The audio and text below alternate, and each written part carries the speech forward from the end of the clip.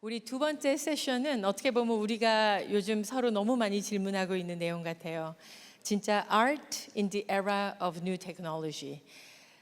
정말 이 또한 답이 없는 질문일 것 같지만 우리가 또한 굉장히 한번 이 전문가분들에게 들어보는 좋은 시간이 되지 않을까 생각합니다. 오늘의 모더레이터는 마르틴 당글장-샹티옹이라는 MDAC라는 런던에서 작가들과 프로덕션을 만드는 나중에 3세션에서는 연사로도 나오시겠지만 그분께서 직접 해주시도록 하겠습니다. 지금 우리 보는 필립 바레노나 피에르 위그나 이런 분들의 그 작품 굉장히 아주 대형 영상 작품 어떤 조각 이런 것들을 정말 임퍼시블한 걸 퍼시블로 만드는 아트 프로덕션을 진행하시는 분입니다. 그리고 우리의 연사로서는 오늘 첫 번째 랄프 나우타라는 우리가 알려진 스튜디오 드리프트의 한 파트너십니다. 비행기 시간이 잘못돼가지고 정말 하루를 오시느라고 너무너무 힘들게 오늘 새벽에 도착해서 우리 강의 시간에 맞춰서 오신 분입니다. 그 다음에 두 번째는 우리의 김수자 우리 현대미술 작가 선생님, 그리고 최근에 올림픽 때 그 피노 미술관에서 전시를 하셔서 정말 글로벌 올림픽 모든 오디언스들에게 또한 굉장히 큰 각광을 받으셨던 것 같습니다. 세 번째로는 마크 스피글러, 현재는 그 슈퍼블루의 총괄 이사로 같이 계시지만 지난 10년 동안 아트 바젤의 전체 글로벌 디렉터로 일하신 분입니다. 세 분의 말씀을 들어보도록 하겠습니다. 감사합니다.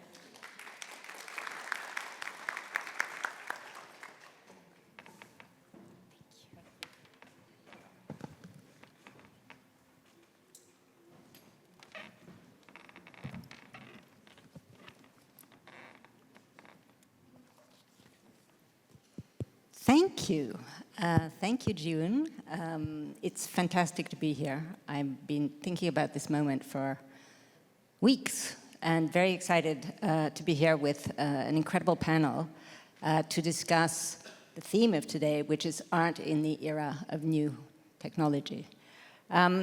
You've introduced our speakers extremely extensively, but I'm going to go one by one, and I think I'm going to dig a bit deeper into how you relate to this idea of new technology and how it's occurred in your professional lives. I mean, one thing that really strikes me is, what are we talking about when we talk about new technology? And in fact, a lot of the technology that we're talking about is not actually that new. And I think that there have been developments in technology and its relationship with art since the 1950s, I would say. And I think one of the key moments that might actually speak to you is in 1965, Nam June Paik picking up a Sony camcorder to record the arrival of the Pope in New York. And we often attribute that moment to the beginning of video art. But there are endless kind of moments like that really in which artists have sort of taken existing technology or technology that's emerging in the wider world and really used it for their purpose. And obviously the development of the personal computer, we're talking about Adobe Acrobat and how that has affected the capacity to manipulate images. There is the smartphone, obviously, which we all have and we all use and artists use extensively. And of course, AI, which I think is really the big subject at the moment. Marc, you are, how to describe Marc? Marc is a epic figure in the art world, particularly in the world of business. And you were a global director of Art Basel, as we know, but you were also an investigative journalist before that. And I think that you wrote for magazines like Wired. And I wanted to kind of understand your journey with technology in the various disciplines, I guess, that you've worked in the art world. Sure. First of all, thank you very much to Ji-yoon for the invitation, and thank you for coming. Sorry. I'll start that over so that we have this properly recorded. Thank you very much to Ji-yoon for the invitation. And thank you very much for coming. It's interesting, when I started at Art Basel, which is to say 2007, it was an organization, and I would even say an art world, that was a little bit afraid of technology, you know? We had a website that nobody could really explain to me the UX of. There was an agreement with ArtNet to do things, to do kind of an online fair, but it would only come online after the fair, and it would only be online for a month, because there was a fear that digital promotion would encourage people not to come to fairs. And I was a technophile. As Martine mentioned, I had written for Wired magazine, even starting 10 years before that. I'd written a lot about technology as it related to architecture. I was at the time married to someone who now leads the digital strategy of the country of Switzerland. Some of my best friends have gone on to high leadership posts at places like Meta, at Snapchat. So my social circle was always tech heavy. And I came in as a technophile to Art Basel. And so the first thing I did was actually to literally recode the website myself with the head of a graphic agency. And then we came on, in the ongoing years, we were the first art fair to be on Instagram. We were the first art fair to be on Facebook. We did a big deal with Instagram to bring what would now be known as influencers to the fairs. We were the first art fair on Twitter, so et cetera, et cetera. And so we, when Art Basel Hong Kong, much more recently, was the first art fair to be canceled because of COVID, we were the first art fair to do online viewing rooms. So technology was always part of my business life at Art Basel. And in a small side note, I was even an artist at Ars Electronica in 2002. So there's a very small history as a digital artist even.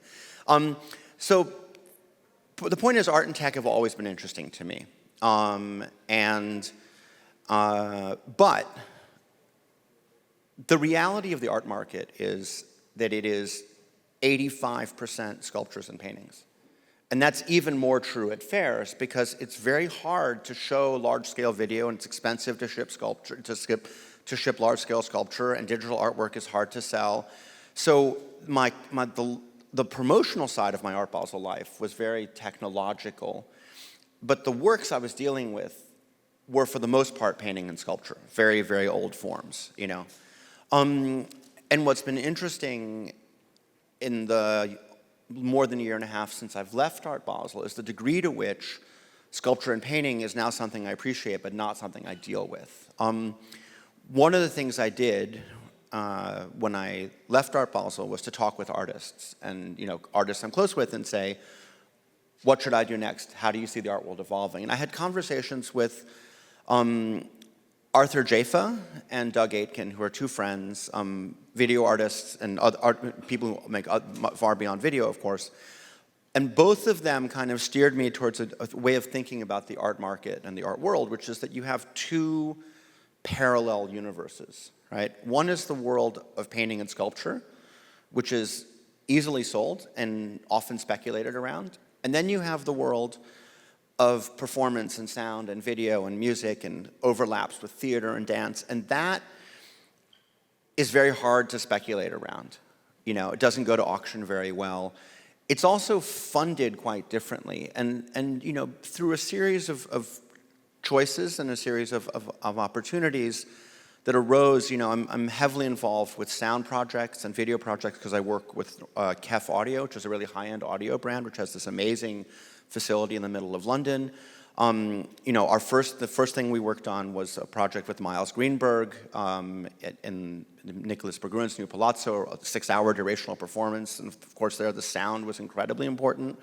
I'm going to LA next week for a project we're doing around Titus Kaphar, the great African-American painter, who's done this incredible video. And we're helping to build like a pop-up studio for screening the film, the feature-length film.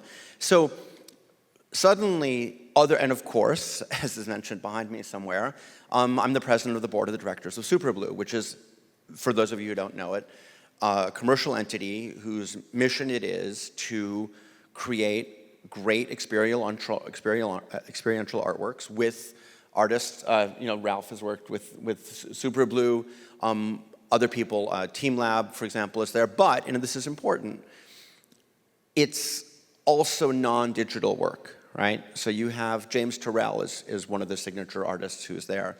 And then you have Ralph Lozano-Hammer's piece, which is uses digital, but it's a physical manifestation of the heartbeats in space. And so I had an interesting moment, or 24 hours last week, and I was talking to Martine about this, and I'll recall this. So I got to London, I was going there for a Superblue board meeting, and I went to go see the Anthony McCall show at the Tate. And those of you who know the work of Anthony McCall, it's basically just light transecting space in which there is, I guess, dust suspended, and it creates 3D objects that are, of course, immaterial because it's just light forming in space. And it reminded me that a lot of the strongest experiential artwork is not about screens. It's not about resolution, And then I had the opportunity to try, for the first time, I know I'm way behind, probably all of you have already done this, I tried the Apple Vision Pro goggles, which was cool, but not mind-blowing. And then I went to a great talk at the KEF Music Gallery in London about sound systems, which are these super powerful Jamaican sound systems where like the speakers are bigger than the stage, And the people were there were obviously audiophiles and producers, and they were talking about how it's a very different thing to hear dub music through the headphones of your iPhone or to have it hitting you in the chest. And so my thing that I would like us to think about when we think about art and technology is that physically we are still cavemen. Physically, the way our minds and our bodies react to space and temperature and light and sound is still the fight or flight survival wiring. And so my premise is that I think the technologically driven art that will hit us the hardest is the one that's still rooted in the physical experience of being in a space. It's not about the screen, I would say, And there are great examples of artworks using screens, and there are great examples of artworks using VR. I mean, the most convincing VR artwork I ever did was a John Raffman piece at the Berlin Biennial, probably about 10 years ago. And you put on the headset and you looked around and nothing had changed, right? And so it kind of rooted you in the space that you were in because you were just still seeing, and then things started to shift, and then the floor dropped out. And when the floor dropped out, a lot of people actually got physically nauseous, like they had to have people holding you. I think if you had just put on the headset and been like floating off the moon, your mind would have said, this is not a real experience. But the fact that it started by centering you and making you think you were still in that space made it that much more convincing. So again, I think as we study how technology can make really great artworks, think beyond the screen. That's my... I think it's very interesting what you say, the relationship between the viewing or the, I guess, experience of a work of art and the body. And can I turn to you, Kim Suja? And I think of your work, or we think of your work as having really a transcendent or spiritual element to it. Although, and you were trained as a painter, but now, and since then, your work has come to include performance, video, other technological works.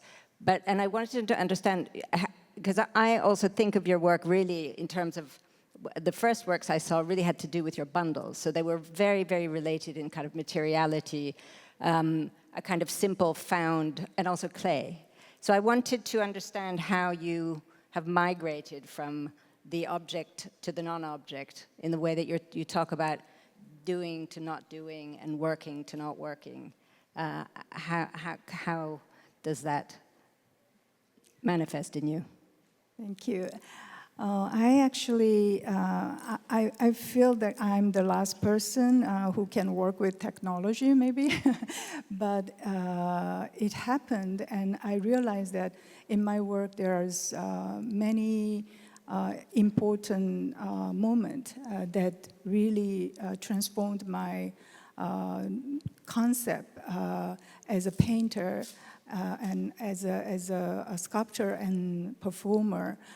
To open up a different level of understanding and opening the new perspective.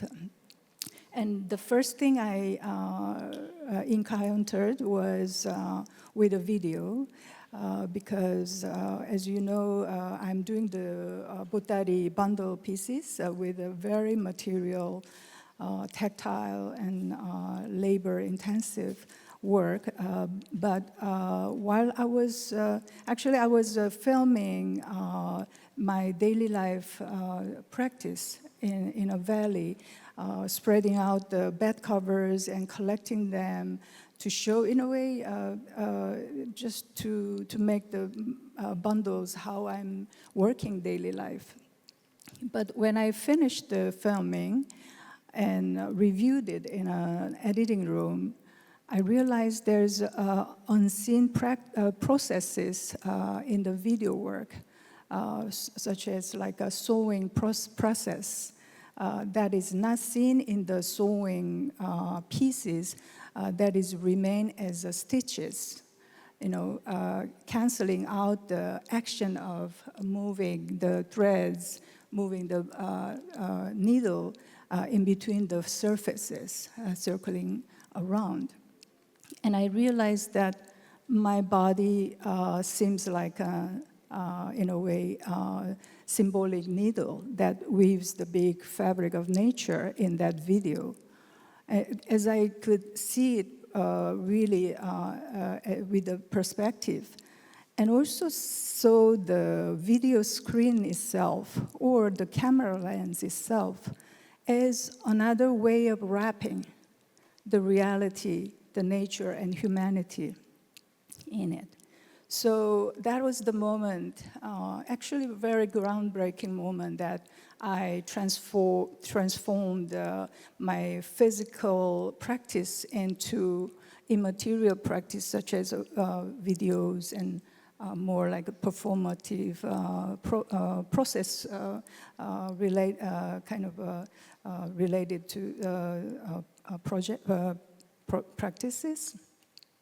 So that was the first moment that I had a conceptual kind of a thread that I see my body as a needle and see the video as a wrapping cloth in a way. So that led me to do the series of Needle Woman video pieces and performances. And another example was with the Reina Sofia's Crystal Palace project. When I was looking at the space, I wanted to create a space, something, the presence of the space, but without placing any object. So I had to think about the light and something immaterial, but still I was interested in conveying the notion of painting, surface, and wrapping. So I also, in research, discovered the film called the diffraction grading film. That is actually consists of so many scratches in 1 centimeter, like 5,000 vertical and horizontal scratches, which is invisible, almost nanoscale scratches that functions as a prism that diffracts the light into rainbow spectrum. So that was also another eye-opening moment, that I could also expand my notion of Botari, also related to the architecture, and architecture as another Botari making, by wrapping the surface of the architecture in a ethereal kind of space, and also using mirrors and so on. I was very interested in your work with nanotechnologists at Cornell for the commission that you did there. Can you speak a little bit about that? Yes, after that diffraction grating film practices, I had a chance to work with the Cornell University Nano laboratory team. And I was so inspired by looking at such a small bottle of nanopolymer material that is iridescent, almost like an opal. I immediately imagined really large-scale sculpture or pavilion out of it. So I discussed this with the scientists, and they were completely mind-blown because that nanopolymer was used for the human body to find the cancer cell in our body.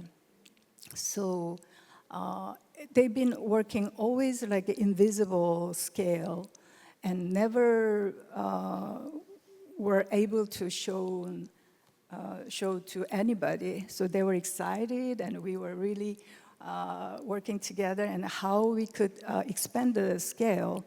And I suggested to do like silk screen technique with the polymer material liquid. So we could expand the scale of the nanopolymer material into sculptural, even like architectural scale. That was also similar to the butterfly wing, but it's not a color, but it's a color of, I forgot the name. It's a structural color. So it doesn't change. The color never changes because it's in the structure. I mean, it sounds like your original training as a painter, in a way, has never really disappeared. Because there's something that relates to printmaking and almost painting, but in a completely other universe. And you've also had an exhibition in which the works are described as paintings with light or paintings of light. Can you speak about those a little bit more and how they relate to your original work as a painter? I think I'm still paint. I'm still consider myself as a painter. Otherwise, there's no reason to experiment. So, the first question I had on the surface and the canvas was the reason why I started pushing the needle onto it to figure out the surface, figure out the other, and the borderline, as well as self and the other. So these endless questioning in and out and circling naturally grow into space and wrapping and also immateriality. It was all very natural for me, and as if it is already there. So I never did anything new, I must say, but I always try to rediscover the existing materiality, existing concept of painting or sculpture or performance to reinvent that notion into something unknown. So that was my practice so far as a painter, but it also includes sound, light, and different perspective. And also we did also a series of architectural site-specific projects as a painting, using the diffraction grating film sometimes, the holographic film, sometimes nanopolymer film as well. And Ralph, you come from an adjacent world, or you started in an adjacent world, and now you've become really part of both the worlds of design and of art. So you founded Studio Drift in 2007 with Lonneke in the Netherlands. And it seems that from the very beginning, your preoccupations were different and came together in this question of what is the relationship between nature and the technological. And so we have seen several of your incredible installations. And I'm thinking particularly of Drifter, which I saw, Fragile Future, which are these, I guess, modular sculptures that combine dandelion leaves and neon bulbs, which have featured in a lot of design shows I've seen and in museum shows. And I was lucky enough to see your drone performance at Luma. And I just wanted to, all of them, in a way, it sort of relates to this kind of idea of the swarm, which we see in nature, and we think is, in a way, a performance of freedom. And in a way, it's absolutely the opposite. It's a kind of performance of some kind of system. So can you just talk to us from the beginning, how you came from design and technology has actually become really embedded in all of your work? Sure. Yeah, I think I actually never saw myself as a designer. Like, I have to start there. That was a question. By accident, I ended up at the Design Academy in Amsterdam, in Eindhoven, because I was just looking for a creative education.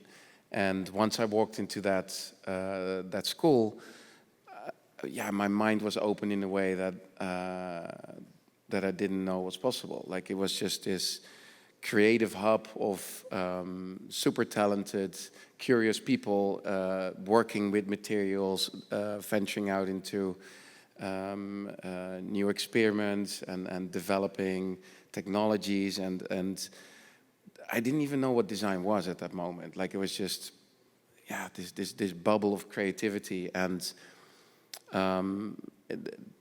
till today, I think it's still the best creative education I could have had, because what I learned there was how to use materials, how to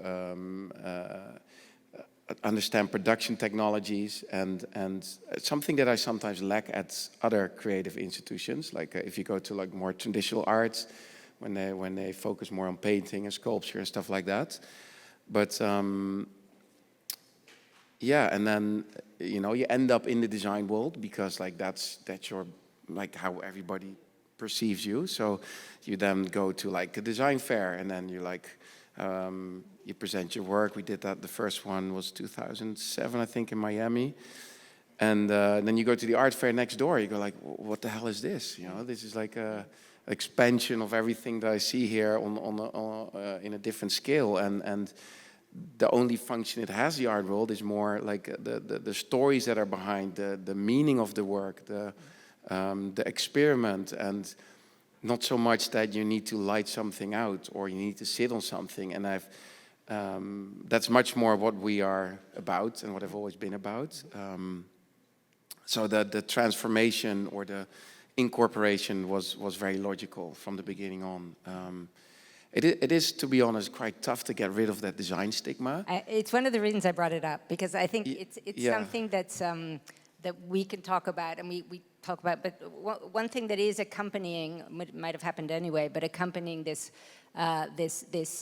arrival of technology into our world is actually there is a breaking down of these silos, and in a way, it doesn't matter. No. I mean, I think creativity. People care less and less. Is breaking boundaries and crossing over, and why would you, like, creativity is not fitting in a specific category, but expanding. So, I mean, yeah, I've never thought about it, but it's indeed when, like, still to this day, I get a lot of times like, you make great lamps, and like, oh, you want to buy a lamp, you go to IKEA, like, this is a sculpture. But I mean, it's an endless conversation, and but in the end, it also doesn't matter. Like, it's about. It doesn't matter. Yeah, I mean, Marc and I were having this conversation yesterday about the number of artists that we know from a particular medium who've crossed over into other media, and they've been celebrated for it. They've been not at all, how could I say, damned for this kind of promiscuity. Yeah. Yeah, I mean, I still to this day I have a lot of collectors. They say, well, yeah, I don't do design or stuff like weird stuff like that. I'm like, just buy what you love, you know. Like, I mean, it shouldn't be categorized like that. But yeah, it's just what it is. But like personally, I don't care. I've always been interested in technology. I'm a sci-fi geek. You know, the classical sci-fi movies, they inspired me a lot when I was a kid. Therefore, I also can relate a lot to people in the tech industry. I have a lot of friends that are, you know, I have these amazing tech companies, and that I have interesting conversations about where does the future go to. And I think the importance of what we can do in the art world here is, you know, actually show tech developers a different side of developing technologies for scale, for financial means, but to use it to connect us with our surrounding, with each other, push a positive scenario for the future, and yeah, those are the very interesting, important conversations to have. I was literally just at Burning Man like 24 hours ago. Of course you And were. people might think it's like this wild festival, you know, in the desert, but what most don't realize is that most technological entrepreneurs there come there to talk about these subjects, right? So there's like what people don't realize also, like Google, for example, the idea of Google started at Burning Man, like between Sergey and Larry. They came up with the idea when they were on the playa, and it's a way for the tech community to get in touch with their human side, because a lot of these tech geeks, including myself, had a youth being bullied a lot. You know, you're always an outcast, and therefore you venture out into this sci-fi world, fantasy world, because it's a form of control. It's a form of like, I want to get in a spaceship, fly away, and discover a different society whereby I do fit in. And so you know, when the important thing of us as an artist is to have these conversations with these tech giants for, okay, but like this could be the negative implication of your development, or this could. You could use it as in such and such way, therefore, you know, society can better from this. And it's been one of the reasons why we create the work that we do, right? Is to have those conversations. Plus, also for a general audience, is to show the human side of technology. Like that's therefore the combination of nature and technology that we have is very important for us. That was my question. Where does nature come into this? Because you've talked a lot about tech bros and sci-fi and flying away, and then I was, you know, there is this evident relationship with the natural world in your work that is a really important part of it. Yeah, I mean, for them as well, and it's to create that human connection. Like that's why we most hardly work with screens. Like since 2008, we've been developing our own technologies. It's like we don't also take technology, but we like, for example, the drones that you see around the world, the large-scale drone performances. So we came up with the idea in 2008 to put lights on the drones and started developing with these tech engineers. Intel got involved at a certain point, and you know the rest is history. But it's it's thinking about like how can you alter technology, use it, develop it to make establish this connection, right? So we draw people in with the curiosity of technology to make something they've never seen before, and then the experience that they have is through natural frequencies, movements, and hopefully also with these physical pieces and not the screens. We hope to open up people's minds to say, okay, I am missing a part of nature. Like I need to be more surrounded by natural environments. I need to walk in the mountains for 2 weeks to like, get back to my roots, connect. And from that position, make the right choices. because like indeed with screens and everything, what our problems now, our biggest problem now is the lack of time to think, is the time to connect. The only thing we're constantly doing is bombarding ourselves with noise. We don't have time to come to new conclusions. You know, I think it's one of the reasons why we now also have a lack of a social identity. If you look at the times we live in, like everything culturally that's going on, it's just a reference to the past. Of course. It's like And we to were the living self. in the 90s, the 80s, but not even the good parts of it. Like and you know, this generation doesn't even have like a name or a movement or something to relate to. And I think it's because of our screen time. And I think there's another problem with that, with all these immersive experiences that you see.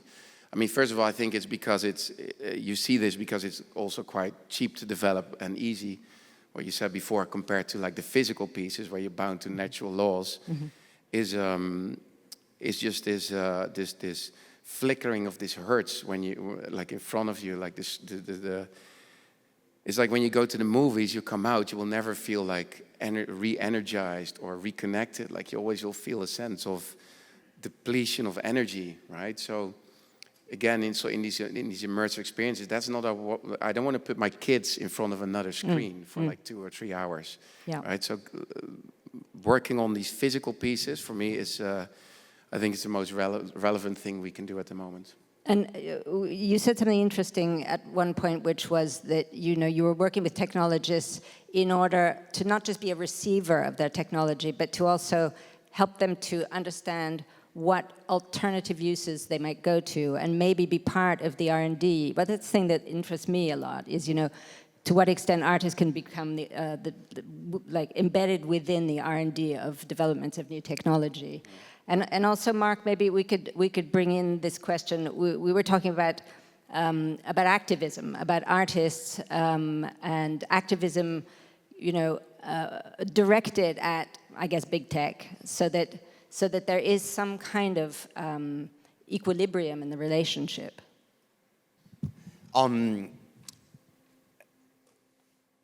The question of art and activism is really interesting, you know, because I think it's really important. The fact that your artwork is about a social issue does not make you an activist artist. It just makes you someone who's pointing at a problem. You know, if you go to a ghetto and you take a lot of pictures and then you put them in an uptown gallery and then you sell them, you could say, oh, we're making people aware of the fact that there's a ghetto. That's bullshit. They can go and look at it themselves. If you're Theaster Gates and you take the money that you make by selling artworks and you rejuvenate neighborhoods and you build cultural centers and you open workshops, then you're an activist, you know?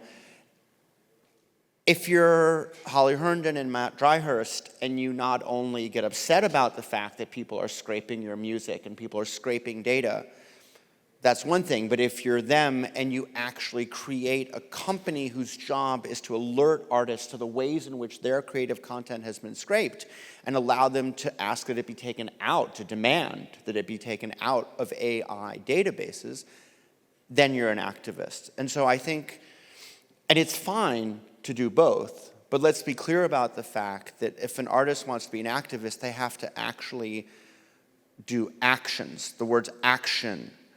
If not, you're just in motion. And motion and action are different things. I think the question of art and technology, I also think sometimes people feel like they have to pretend they're an activist. Like it's also okay to do things about what's going on in our society. You know, the question of screens, I think the people that will solve the screen issues are not artists. It's educators.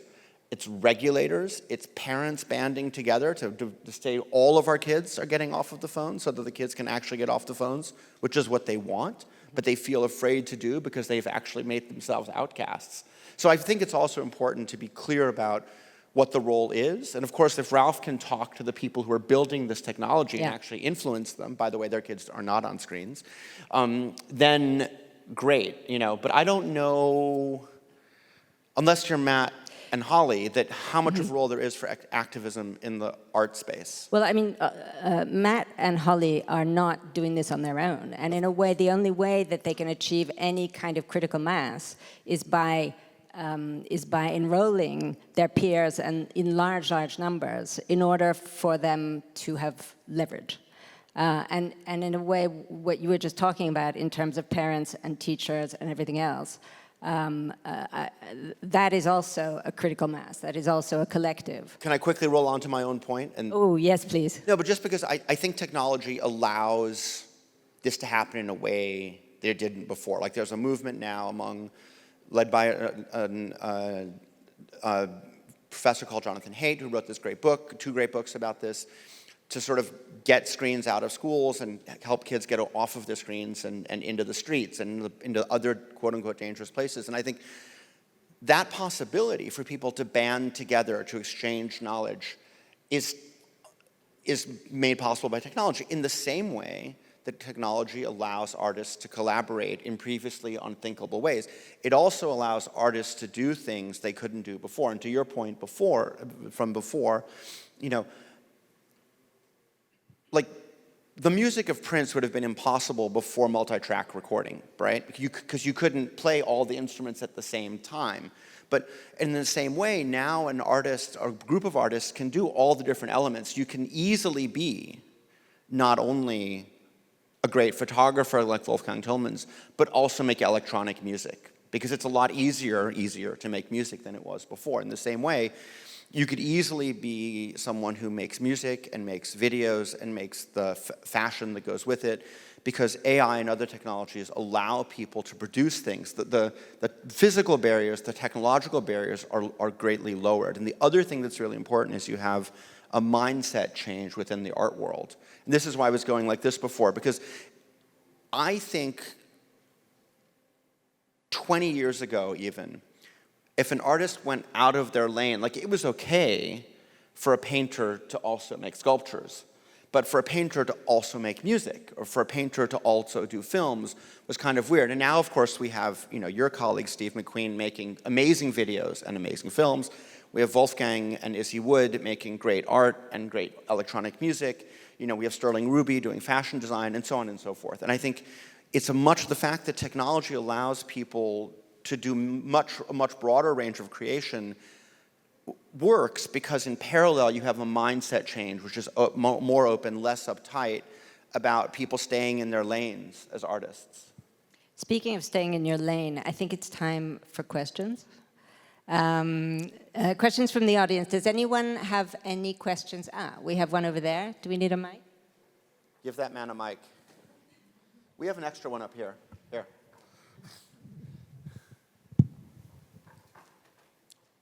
And can you let us know your name and who you'd like to pose your question to, or is it just a general one? Hi. My name is Hey from one of your partners, Lush. I have a question to Marc Spiegler. As a technophile, I think the means of showing art will be changed in the future, since all the art forms are changing right now, such as Sphere in Las Vegas, or the drone shows, like you mentioned. Since all the means of showing arts is changing, I think as a museum also should change to show arts to the people as a form of new technology. So my question is, what do you see the future form of museum as a tech file or the professional of artist? So I'm not sure why this question is addressed to me, because actually these two people have shown in museums, so I'll give a short answer, but I think you should prepare answers. Okay. As artists, I'm going to take the question, I'm going to pop the question over to you afterwards. So as artists, gather your thoughts. What would you like museums to be? Yeah, I UI think- and UX wise. I think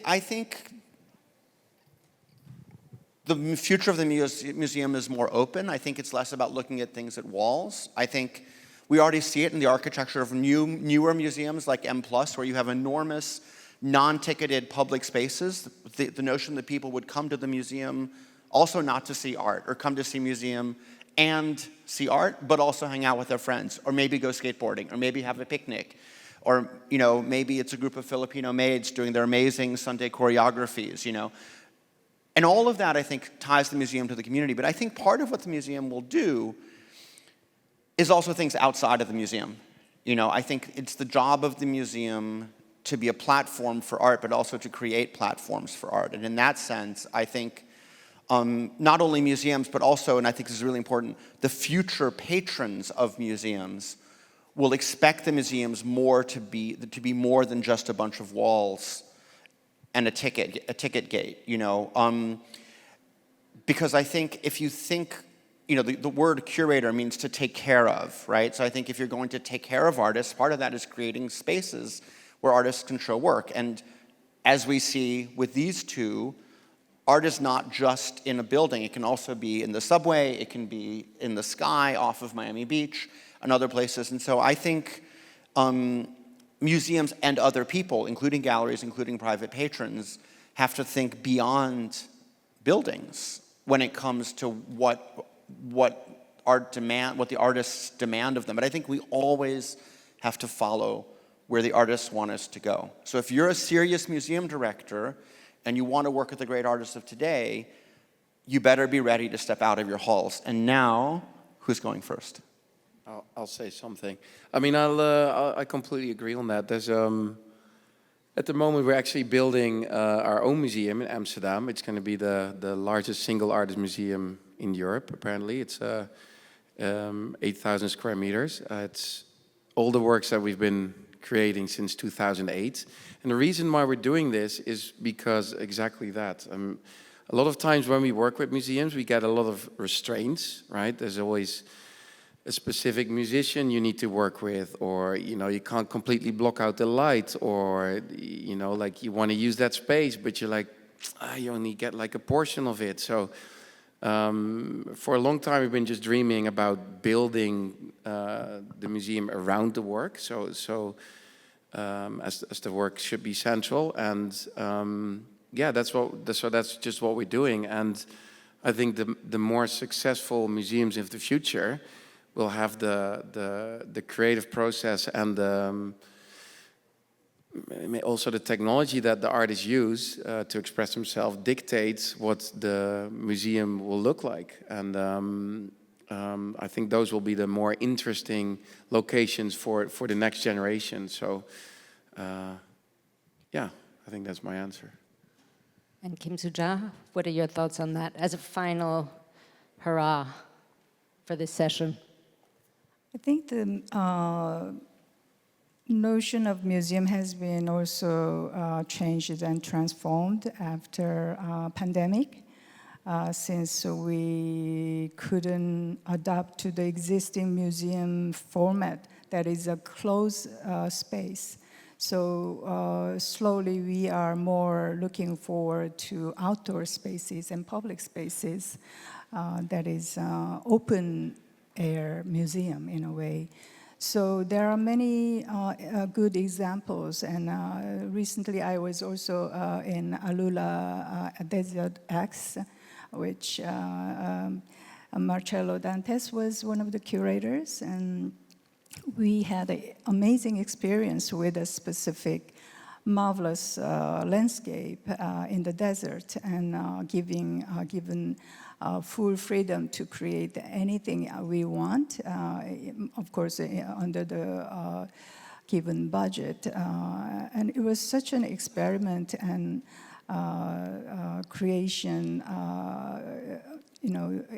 in the unknown geography and landscape. It was very special. And I also think that commissioning a new work non-existent new work is very important for the art world and also for the artists, because that is mostly the works that I was able to create a new pieces that led me to a new venue and expand my,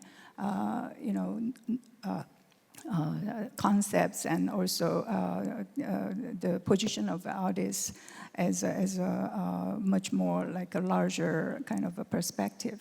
So the first thing I did was needlewoman commissioning work, also at CCA Kitakyushu, which is also the institution that has been always commissioning new pieces. I think that they created many pieces over the years. Mm-hmm.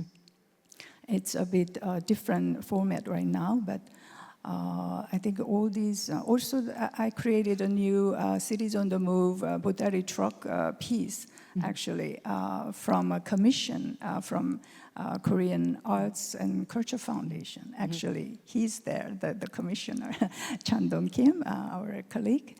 And that was always the momentum that I was able to create something new that I haven't thought of. I think I wanted to interrupt you simply because I think we have time for one more super quick question and a quick answer. Is there an appetite for a quick question? Yes. The mic is coming. A real quickie. Yeah, no, it's going to be very quick. So you guys touch both on physical art, digital art, AI technology, and the future of screens within the art industry and just in the general daily life of people. Do you believe there will be a harmony found between digital AI technology with, let's call it traditional artwork, that gives new artists and current art lovers the ability to see the creativeness between the two separations? This is not a quick question.